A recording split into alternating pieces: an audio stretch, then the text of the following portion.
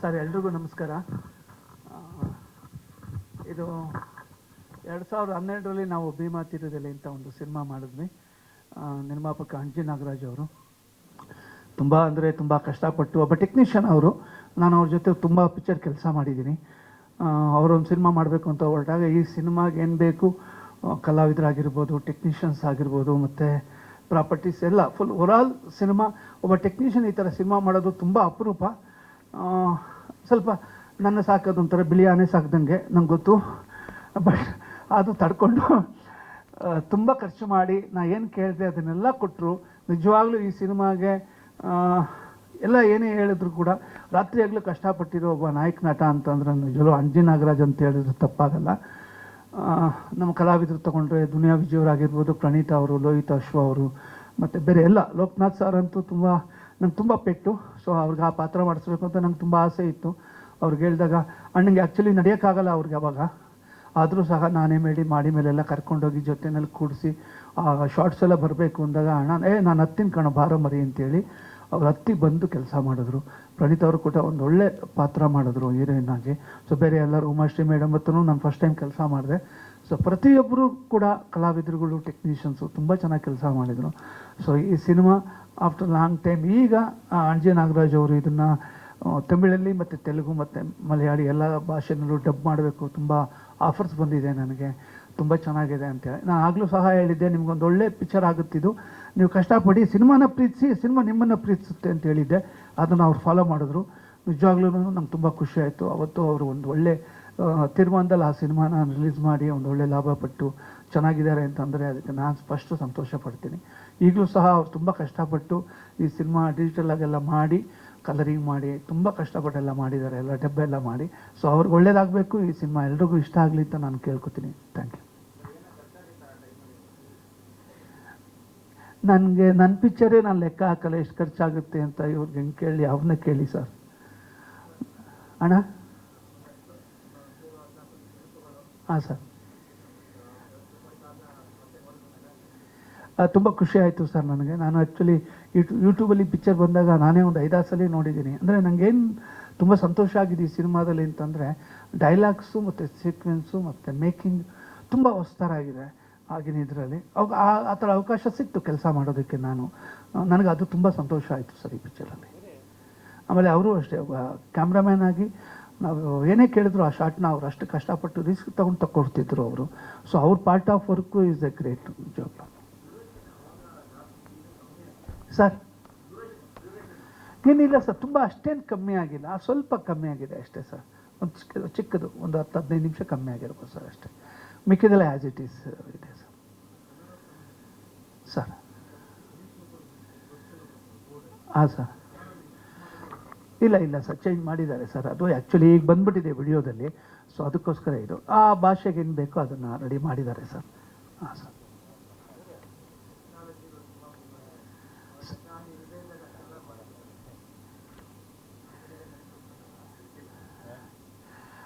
ಅದು ನಮ್ಮ ಕರ್ತವ್ಯ ಸರ್, ಆ್ಯಕ್ಚುಲಿ ಮಾಡಲೇಬೇಕು. ಟೆಕ್ನಾಲಜಿನ ಇಟ್ಕೊಂಡು ಮಾಡುವಂಥದಕ್ಕಿಂತ ಕತೆ ಇಟ್ಕೊಂಡು ಟೆಕ್ನಾಲಜಿನ ಸಪೋರ್ಟ್ ತೊಗೋಬೇಕು ಅನ್ನೋದು ನನ್ನ ಉದ್ದೇಶ. ಸೊ ಆ ಒಂದು ಇದು ನಾನು 92-91 ಡೈರೆಕ್ಟರ್ ಆದಾಗಿಂದ ನಾನು ಅದನ್ನು ಫಾಲೋ ಮಾಡ್ಕೊಂಡು ಬರ್ತಾನೇ ಇದ್ದೀನಿ. ಲಾಕಪ್ ಡೆತ್ ಅನ್ನೋದು ಆ ಪಿಕ್ಚರ್ನಲ್ಲಿ ಅವಾಗ ಅಷ್ಟು ಅವಕಾಶ ಸಿಕ್ತು. ಆಫ್ಟರ್ ದಟ್ ಎಲ್ಲ ಆದಮೇಲೆ ಬೇರೆ ಸಿನಿಮಾಗಳಿಗೆಲ್ಲ ಅದನ್ನು ಅಳವಡಿಸ್ಕೊಂಡೇ ಬಂದಿದ್ದೀವಿ. ಸೊ ಮೇಜರ್ ಕತೆ ಸರ್ ಅಷ್ಟೇ. ಕತೆ ಇಲ್ಲ ಅಂತಂದರೆ ಏನು ಟೆಕ್ನಾಲಜಿ ಇದ್ದರೂ ವರ್ಕೌಟ್ ಆಗಲ್ಲ ಸರ್. ಅದನ್ನು ಫಾಲೋ ಮಾಡ್ಕೊಂಡು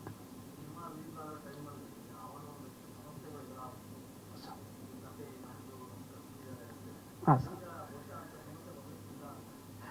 ಹಾಗಂತ ಏನಿಲ್ಲ ಸರ್, ಪಾಪ ಅವ್ರು ನಮ್ಮ ಜೊತೇಲಿ ಇಲ್ಲ ಇವತ್ತು. ನನ್ನ ಗುರುಗಳವರು, ನಾನು ಅವ್ರ ಜೊತೆ ತುಂಬ ಒಡನಾಟ ಇಟ್ಕೊಂಡಿದ್ದೀನಿ. ಅವ್ರ ಭಾಷೆಗೆ ನಾನು ತುಂಬಾ ಅಭಿಮಾನಿ. ಅವ್ರಿಗೂ ಗೊತ್ತು ಆ್ಯಕ್ಚುಲಿ. ನಾನು ಅವರು ತುಂಬ ಸಣ್ಣ ಚಿಕ್ಕ ಜಗಳ ಎಲ್ಲ ಆಡಿದ್ದೀವಿ. ನಾನೇ ಹುಚ್ಚ ಅಂದ್ಕೊಂಡಿದ್ದೆ ಕಣೋ, ಇನ್ನೊಬ್ಬ ಹುಚ್ಚ ಇದ್ದಾನೆ ಅಂತ ನಿನ್ನ ನೋಡಿದ ಮೇಲೆ ಗೊತ್ತಾಗಿದ್ದು ಅಂದರು. ಆಮೇಲೆ ಜೊತೆಲೆಲ್ಲ ಯಾವಾಗಲೂ ಮುತ್ತಪರೈ ಸರ್ ಮನೆಗೆಲ್ಲ ಊಟಕ್ಕೆ ಹೋಗ್ತಾ ಇದ್ವಿ ನಾನು ಅವ್ರಿದ್ರೂ. ತುಂಬ ಸಲ ನಾನು ಅವ್ರಿಗೆ ರಾತ್ರಿ 3 ಗಂಟೆ ಜೊತೆಲಿದ್ದು ಅವ್ರ ಮನೆಗೆಲ್ಲ ಬಿಟ್ಟು ಹೋಗ್ತಾ ಇದ್ದೆ ನಾನು ಅಷ್ಟು ಇದು ಸರ್. ಬಟ್ ಕೆಲಸ ಅಂತ ಬಂದಾಗ ನಾನು ಯಾರನ್ನು, ನಮ್ಮ ತಂದೆನೂ ಸಹ ನಾನು ಆ್ಯಕ್ಚುಲಿ ಅವ್ರನ್ನ ಯಾವ ಜಾಗದಲ್ಲಿದ್ದರೆ ಅದನ್ನು ನೋಡೋಕ್ಕೆ ಇಷ್ಟಪಡ್ತೀನಿ. ಅನ್ನೋ ಕೆಲಸ ಬಂದಾಗ ನಾನು ಹತ್ರ ತೊಗೊಳಕ್ಕೆ ಇಷ್ಟಪಡಲ್ಲ ಸರ್. ಕೆಲಸಕ್ಕೆ ಗೌರವ ಕೊಡ್ತೀನಿ.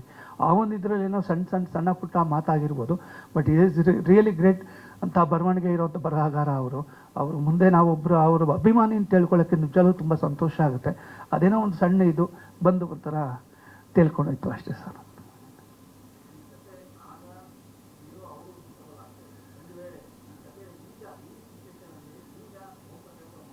ಹಾಂ ಸರ್.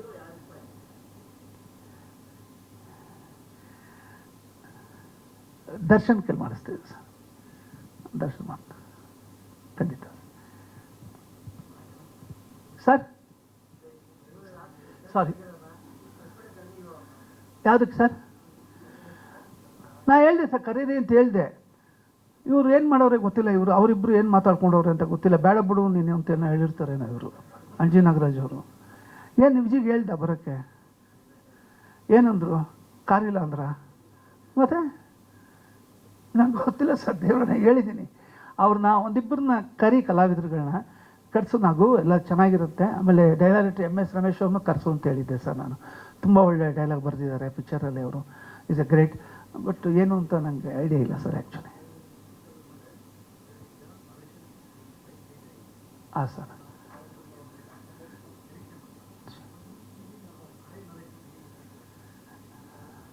ನಾವು ಕೆಲವು ಸಲ ನಾವೇ ಸಿನಿಮಾ ಮಾಡಿದವರೇ ಕೂಡ ಯಾವುದಾನ ಸಿನಿಮಾಗಳು ಓಡದೇ ಇರೋ ಟೈಮಲ್ಲಿ, ಚೆನ್ನಾಗಿ ಬರದೇ ಇರೋ ಟೈಮಲ್ಲಿ ಯಾವುದೋ ಒಂದು ನಮ್ದು ಹಳೆ ಸಿನಿಮಾನ ಹಾಕ್ಕೊಂಡು ನೋಡಿದಾಗ ಏನೋ ಒಂಥರ ಚೆನ್ನಾಗಿ ಕಾಣಿಸುತ್ತೆ ಸರ್ ಆ್ಯಕ್ಚುಲಿ. ಚೆನ್ನಾಗಿದೆಯಲ್ಲ, ಒಳ್ಳೆ ಕಥೆ ಅಲ್ಲ, ಆ ಟೈಮಲ್ಲಿ ಇವೆಲ್ಲ ಸಿಕ್ತಲ್ಲ ಅಂತೇಳಿ. ಆಮೇಲೆ ಕೆಲವು ಸಲ ರಿಲೀಸ್ ತುಂಬ ಸಿನಿಮಾಗಳು ಮಾಡಿದ್ದಾರೆ ಸರ್, ಬಂದಿದೆ. ಎಟ್ಟೆಟ್ಟಿನಲ್ಲಿ ಕೂಡ ಒಂದು ಒಳ್ಳೆ ಪ್ರಶಂಸೆ ಸಿಕ್ಕಿದೆ.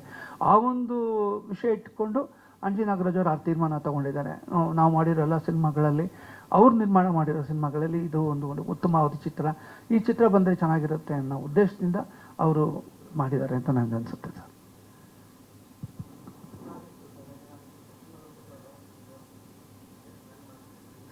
ಸಾರಿ.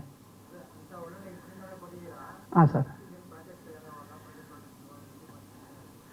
ಈಗ ನಾನು ಮಾಡ್ತೀನಿ ಸರ್. ನಮ್ಮದೇ ಒಂದು ಓನ್ ಪ್ರೊಡಕ್ಷನ್ ಇದೆ, ಫೀನಿಕ್ಸು, ಈಗ ಮೊನ್ನೆ ಮುಗೀತು ಅದೊಂದು. ಮತ್ತು ಇಲಾಖೆ ಅಂತ ಒಂದು, ಅದು ಈಗ ಶುರು ಆಗ್ತಿದೆ 15ನೇ ತಾರೀಕಿಂದ.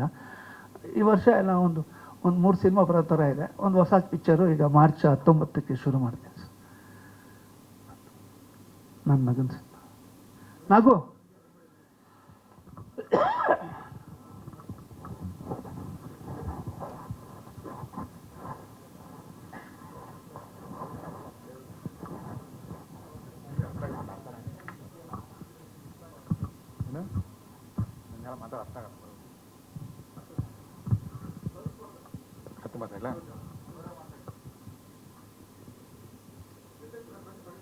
ಎಲ್ರಿಗೂ ನಮಸ್ಕಾರ. ಕಾಡಿದೆ ಈ ಸಿನಿಮಾ ಭೀಮಾ ತೀರದಲ್ಲಿ 2012ರಲ್ಲಿ ರಿಲೀಸ್ ಆಗಿತ್ತು, ಏಪ್ರಿಲ್ 6ನೇ ತಾರೀಕು. ಈ 26ರಲ್ಲಿ ಮಾರ್ಚ್ 6ನೇ ತಾರೀಕು ರಿಲೀಸ್ ಆಗ್ತದೆ. ಓಕೆ, ಈ ಸಿನಿಮಾಕ್ಕೆ ನಾನು ತುಂಬಾ ಇಷ್ಟಪಟ್ಟು ಮಾಡಿ ಸಿನಿಮಾ. ಆ ಟೈಮಲ್ಲಿ ತುಂಬ ಇಷ್ಟಪಟ್ಟು ಮಾಡಿ ಸಿನಿಮಾ, ತುಂಬ ಸಕ್ಸಸ್ಫುಲ್ ಆಗಿತ್ತು. ಆಮೇಲೆ ಕೆಲವೊಂದು ಇದರಲ್ಲಿ ಕರೆಕ್ಷನ್ ಇತ್ತು, ಸ್ವಲ್ಪ ನಾವು ಅನ್ಕೊಂಡು ಸ್ವಲ್ಪ ಲೆಂತ್ ಜಾಸ್ತಿ ಆಗೋದಂತೆಲ್ಲ ಮಾತಾಡಿದ್ವಿ. ಆ ಟೈಮಲ್ಲಿ ನಾವು ತೆಲುಗು ತಮಿಳು ಮಾಡೋಕ್ಕೆ ಪ್ಲಾನ್ ಇತ್ತು, ಬಟ್ ಅವಾಗ ಇರಲಿಲ್ಲ ಈ ಪ್ಯಾನ್ ಇಂಡಿಯಾ ಇಂಡಿಯಾ ಇರಲಿಲ್ಲ, ಮಾಮೂಲಿ ಲೋಕಲ್ ಇಂಡಿಯಾ ಇತ್ತು. ಆಮೇಲೆ ಈ ಸಿನಿಮಾಗೆ ನಮಗೆ ಸ್ವಲ್ಪ ನಮ್ಮ 5 ಜನ, ನಮ್ಮ ಬೈರೇಗೌಡರು, ಧನಂಜಯ ಸಾರು, ನಮ್ಮ ವೆಂಕಟೇಶ್ ಸರ್ ಎಲ್ಲರೂ ಹೆಲ್ಪ್ ಮಾಡಿದ್ವಿ ಪಿಕ್ಚರ್ ಇದು ಮಾಡೋಕ್ಕೆ. ಇವಾಗ ವಾಸ್ತ ಮಾಡೋಕ್ಕೆ ಒಂದು ಸ್ವಲ್ಪ ಟ್ರಿಮ್ ಮಾಡಿಬಿಟ್ಟು ಒಂದು ಸ್ವಲ್ಪ ಹೊಸ ಶೂಟ್ ಮಾಡಿ ರೆಡಿ ಮಾಡೋದು. ಈ ಸಿನಿಮಾ ತುಂಬ ಚೆನ್ನಾಗಿ ಬಂದಿದೆ. ಅಂದರೆ ನನ್ನ ಏನಂದರೆ, ನಾನು ಆ್ಯಸ್ ಎ ಫೋಟೋಗ್ರಾಫರ್ ಆಗಿ ತುಂಬ ಪಿಕ್ಚರ್ ಇದು ನೆಗೆಟಿವ್ ಮಾಡಿದ್ವಿ, ಅಂದರೆ ರೀಲಿಂಗ್ ಮಾಡಿದ್ವಿ ಅವಾಗಲ್ಲ. ಸೊ ಈ ಸಿನಿಮಾ ಏನಂದರೆ, ನೀವು ಸಿನಿಮಾ ಹಾಲಲ್ಲಿ ನೋಡಿದರೆ ಒಂದು ಸಿನಿಮಾ ನೋಡೋಂಗೆ ಇರುತ್ತೆ. ಡಿಜಿಟಲ್ ಸಿನಿಮಾಕ್ಕೂ ಈ ಒಂದು ರೀಲ್ ಸಿನಿಮಾಕ್ಕೂ ಡಿಫ್ರೆನ್ಸ್ ಇರುತ್ತೆ. ಡೆಪ್ತ್ ಆಫ್ ಫೋಕಸ್ ಇರ್ಬೋದು, ಆಮೇಲೆ ಕಲರಿಂಗ್ ಯಾವುದೇ ಆಗಲಿ, ಒಂದು ಆರ್ಟಿಸ್ಟ್ನ ನಾವು ಕಲರಿಂಗ್ ಮಾಡೋದಾಗಲಿ, ಬ್ಯಾಕ್ಗ್ರೌಂಡ್ ಫೋಕಸ್ ಆಗಲಿ ಎಲ್ಲ, ಇದು ಈ ಡಿಜಿಟಲ್ ಏನಾಗುತ್ತೆ ಫ್ಲಾಟ್ ಆಗುತ್ತೆ. ಬಟ್ ರೀಲಲ್ಲಿ ತುಂಬ ಡೆಪ್ತ್ ಇರುತ್ತೆ. ಅಂದರೆ ಲೈಟಿಂಗ್ ಮಾಡೋದ್ರಿಂದ, ಶೂಟ್ ಮಾಡೋದ್ರಿಂದ ಚಾಲೆಂಜಿಂಗ್ ಇರುತ್ತೆ. ಅದು ಈಗಿಂದ ಡಿಜಿಟಲಲ್ಲಿ ಏನು ಚಾಲೆಂಜಿಂಗ್ ಇರಲ್ಲ, ಬಟ್ ಅವು ನೆಗೆಟಿವ್ ಮಾಡೋದು ತುಂಬ ಚಾಲೆಂಜಿಂಗ್ ಇರುತ್ತೆ. ಬಟ್ ಆ ಡೆಪ್ತು ನಮಗನ್ಸುತ್ತೆ ಇದು ನನ್ನ ಲಾಸ್ಟ್ ಪಿಕ್ಚರ್. ಯಾಕಂದರೆ ನಾನು ನೆಗೆಟಿವ್ ಲಾಸ್ಟ್ ಪಿಕ್ಚರ್ ಆಗಿದ್ದು ನನ್ನ ಇದರಲ್ಲಿ. ನಾನು ಕ್ಯಾಮ್ರಾಮನ್ ಒಂದು 50 ಪಿಕ್ಚರ್ ಮಾಡಿದ್ದೆ, ಸುಮಾರು ಪಿಕ್ಚರ್. ಇದು ನನ್ನ ಲಾಸ್ಟ್ ಪಿಕ್ಚರ್ ಆಗಿತ್ತು, ಇದು ನೆಗೆಟಿವ್. ಆವಾಗ ಈ ಪಿಕ್ಚರ್ ಎಂಡಲ್ಲಿ ಇನ್ನೇನು ಒಂದು 4-5 ಡೇಸ್ ಇದ್ದಾಗ ಡಿಜಿಟಲ್ ಸ್ಟಾರ್ಟ್ ಆಯಿತು. ಸೊ ಇವಾಗ ಅದನ್ನ ಕನ್ವರ್ಷನ್ ಮಾಡಿ ಈಗ ಡಿಜಿಟಲ್ ಮಾಡಿದೆ. ನೀವು ಸಿನಿಮಾದಲ್ಲಿ ನೋಡಿದ್ರೆ ನಿಮಗೆ ನೆಗೆಟಿವ್ ಕ್ವಾಲಿಟಿನೇ ಇರುತ್ತೆ. ನೆಗೆಟಿವ್ ಏನು ನಾವು ರೀಲ್ ನೋಡ್ತೀವಿ ಅವಾಗಲ್ಲ, ರೀಲ್ ಸಿನಿಮಾ ಆ ಕ್ವಾಲಿಟಿನೇ ಇರುತ್ತೆ. ಅದಂತೂ ಪಕ್ಕ ತುಂಬ ಚೆನ್ನಾಗಿ ಬಂದಿದೆ. ಯಾಕಂದರೆ ನಾನೊಬ್ಬ ಈ ಸಿನಿಮಾ ಪ್ರೊಡ್ಯೂಸರ್ ಅಂತಲ್ಲ, ಈ ಸಿನಿಮಾ ವರ್ಕ್ ಮಾಡೋದ್ರಿಂದ, ಒಂದೊಂದು ಪ್ರೇಮನ ತೆಗೆದ್ರಿಂದ ಇವತ್ತು ಈ ಸಿನಿಮಾ ಸ್ಕ್ರೀನ್ ಮೇಲೆ ನೋಡಿದರೆ ಇವತ್ತು ಮೇಕಿಂಗ್ ಮಾಡ್ದಂಗಿದೆ. ಓಂ ಪ್ರಕಾಶ್ ಅವರು 10 ವರ್ಷ ಹಿಂದ್ಗಡೆ 12 ವರ್ಷ ಹಿಂದ್ಗಡೆ ಮೇಕಿಂಗ್ ಮಾಡಿದ್ದಾರೆ. ತುಂಬ ಚೆನ್ನಾಗಿ ಒಂದೊಂದು ಫ್ರೇಮಿಂಗ್ ಒಂದು ಆ್ಯಂಗಲ್ಲು ಇವತ್ತು ಲೇಟೆಸ್ಟ್ ಮೇಕಿಂಗ್ ಮಾಡ್ತಾರೆ ಆ ಥರ ಇದೆ. ಅವಾಗ 10 ವರ್ಷ ಮುಂಚೆನೇ ಮಾಡಿದ್ದಾರೆ ಅವರು, ತುಂಬ ಚೆನ್ನಾಗಿ ಮಾಡಿದ್ದಾರೆ ವರ್ಕ್. ಸೊ ಅದನ್ನ ನೋಡ್ಬಿಟ್ಟು ನಾನು ಈ ಸಿನಿಮಾನ ಡಬ್ಬಿಂಗ್ ಮಾಡ್ಬೇಕಂತ ಆಸೆಪಟ್ಟು ಡಬ್ಬಿಂಗ್ ಮಾಡಿ ಈ ಪಿಕ್ಚರ್ ಕರೆಕ್ಷನ್ ಮಾಡಿ ಕನ್ನಡ ಮತ್ತು ತೆಲುಗು ತಮಿಳು 3 ಲ್ಯಾಂಗ್ವೇಜ್ ಮಾಡಿದ್ದೀವಿ. ಈ ತಿಂಗಳು 6ನೇ ತಾರೀಕು ರಿಲೀಸ್ ಮಾಡ್ತಾ ಪಿಕ್ಚರ್.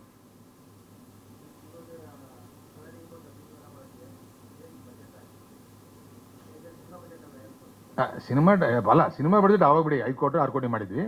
ಇವಾಗ ಈ ಸಿನಿಮಾ ನೋಡಿದ್ರೆ 50 60 ಕೋಟಿ ಥರ ಕಾಣುತ್ತೆ ಸ್ಕ್ರೀನ್ ಮೇಲೆ, ಅದಂತೂ ಪಕ್ಕ. 50-60 ಕೋಟಿ ಇದ್ದರೆ ಈ ಸಿನಿಮಾ ಮಾಡೋಕ್ಕೆ ಆಗಲ್ಲ, ಇವತ್ತಾಗಲ್ಲ. 50 ಕೋಟಿ ಅಂತಿದ್ರು ಈ ಸಿನಿಮಾ ಮಾಡೋಕ್ಕೆ ಸಾಧ್ಯವೇ ಇಲ್ಲ. ಆ ಒಂದು ಮೇಕಿಂಗ್ ಆಗ್ಬೋದು, ಆರ್ಸ್ ಇಟ್ಕೊಂಡು ಅದು 100% ಆಗಲ್ಲ.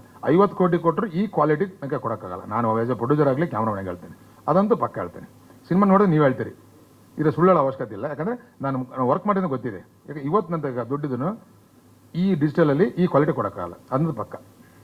ಆ ಥರ ಕಾಣಿಸ್ ಸ್ಕ್ರೀನಲ್ಲಿ 50-60 ಕೋಟಿ ಖರ್ಚು ಮಾಡಿರ್ತಾನೆ ಕಾಣುತ್ತೆ ಸಿನಿಮಾ. ಡಿಸ್ಕಷನ್ ಹಾಗೆ ಮಾಡ್ತೇವೆ. ನಮ್ಮ ವೆಂಕಟೇಶ್ ಅಂತ ಫ್ರೆಂಡ್ ಅದರೆ ಒಂದು 100-150 ಥಿಯೇಟರ್ ಇರುತ್ತೆ, ತೆಲುಗು ಕನ್ನಡ ಸೆಕೆಂಡ್. ಇಲ್ಲ, ಈಗ ಕನ್ನಡ ತೆಲುಗು ಮಾಡ್ತೀವಿ ಫಸ್ಟು, ಆಮೇಲೆ ಒಂದು 2 ವೀಕ್ಸ್ ಆಮೇಲೆ ತಮಿಳು ಮಾಡ್ತೀವಿ. ಸ್ವಲ್ಪ ತಮಿಳು ಸ್ಟಾರ್ಟಪ್ ಮಾಡ್ಬೇಕಲ್ಲ, ಅದು ಕಷ್ಟ ಆಗುತ್ತೆ. ಇದು ತುಂಬ ಅರ್ಜೆಂಟ್ ಮಾಡಿದ್ದೆ ಆ್ಯಕ್ಚುಲಿ, ಟೈಮ್ ತಗೊಂಡು ಮಾಡ್ಬೇಕಾಯ್ತು. ವಿಜಯ್ ಸರ್ ಬರ್ತಾನೆ ಅಂದ್ರೆ ನಾನು ಅರ್ಜೆಂಟ್ ಮಾಡೋದ್ರಿಂದ ಅವ್ರು ಸ್ವಲ್ಪ ಕೆಲಸ ಇದ್ರು. ವಿಜಯ್ ಸರ್ ಬರೋದು ಹೇಳಿದೆ ನನಗೆ, ಪಾಪ 2 ಸಲ ಕರೆದಾಗ ನಾನು ಬರ್ತೀನಿ ಎನಿ ಟೈಮ್, ಎಲ್ಲಿ ನಿಮಗೆ ಸಪೋರ್ಟ್ ಮಾಡೋದು ಹೇಳಿದ್ರು. ರಿಲೀಸ್ ಟೈಮಲ್ಲಿ ಮೋಸ್ಟ್ಲಿ ಬರ್ಬೋದಾಗ್ತದೆ, ಥಿಯೇಟ್ರಿಗೆ ಬಂದು ವಿಸಿಟ್ ಮಾಡ್ಬೋದು. ಸೊ ನಾನು ತುಂಬ ಅರ್ಜೆಂಟ್ ಮಾಡಿದ್ರಿಂದ ಅವ್ರಿಗೆ ಆಗಲಿಲ್ಲ. ಪಾಪ ಹೇಳಿದ್ರು, ವಿಶ್ ಮಾಡಿದ್ರು ಅವರು, ನೀವಂತ ನಾನು ಹಿಂದ್ಗಡೆ ಇರ್ತೇನೆ ಯಾವಾಗಲೂ ನೀವು ಮಾಡಿ ಅಂತ ಹೇಳಿದ್ರು. ನಾನು ಬ್ಯಾಕ್ಗ್ರೌಂಡ್ ಯಾವಾಗಲೂ ಇರ್ತೇನೆ, ಸಪೋರ್ಟ್ ಮಾಡ್ತೀನಿ ಮಾಡಿ ಅಂತ ಹೇಳಿದ್ರು. ಅವ್ರದ್ದು ಮಾತಾಡೇ ಬಂದು ಮನೆಗೆ ಹೋಗಿ ಮಾತಾಡ್ಕೊಂಡ್ಬಂದೆ. ಆ್ಯಕ್ಚುಲಿ ನಂದೇ ತಪ್ಪು, ಏನಕ್ಕಂದರೆ ನಾನು ಹರಿಬರಿ ಮಾಡಿ ಅವ್ರಿಗೆ ಡೇಟ್ ತಗೋಕ್ಕಾಗಲಿಲ್ಲ. ಅವ್ರು ಸ್ವಲ್ಪ ಕೆಲಸ ಇದ್ರಲ್ಲ, ಅದನ್ನು ಮಾಡೋಕ್ಕಾಗಿಲ್ಲ. ನಮ್ಗೆಲ್ಲ ಥರ ಸಪೋರ್ಟ್ ಇದ್ದಾರೆ ವಿಜಯ್ ಸರ್.